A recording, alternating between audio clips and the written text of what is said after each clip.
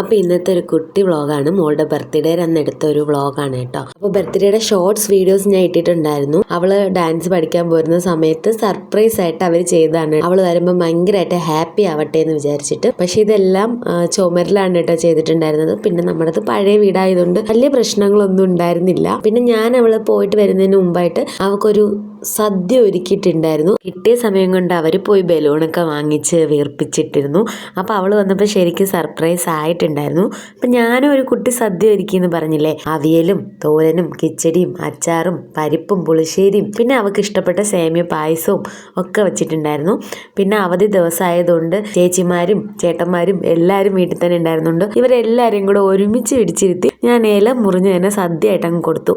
അതിലവൾ ഒത്തിരി ഹാപ്പി ആയിരുന്നു. എല്ലാ വർഷത്തെയും പതിവ് തെറ്റിക്കാതെ വൈകിട്ടായപ്പോൾ അച്ഛനും അമ്മയും അനിയനും വൈഫും കുഞ്ഞും വന്നിട്ടുണ്ടായിരുന്നു. അപ്പോൾ അവർക്ക് വേണ്ടിയിട്ട് ചപ്പാത്തിയും ചിക്കൻ കറിയാണ് കേട്ടോ വെച്ചിട്ടുണ്ടായിരുന്നത്. ശനിയാഴ്ചയാണ് ബർത്ത്ഡേ വന്നത്.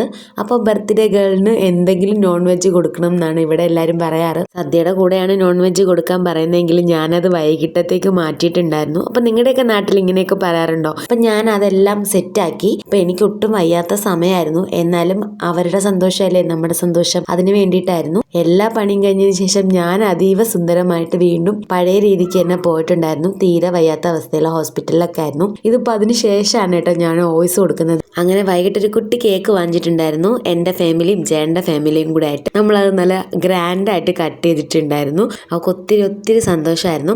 അവളിപ്പോൾ ഇട്ടിരിക്കുന്ന ഡ്രസ്സ് അവളുടെ കൂട്ടുകാരി മേടിച്ചു കൊടുത്താണ് കേട്ടോ അവളുടെ അരങ്ങേറ്റത്തിന്. ആ ഡ്രസ്സ് അവൾക്ക് ഒത്തിരി ഇഷ്ടമാണ്.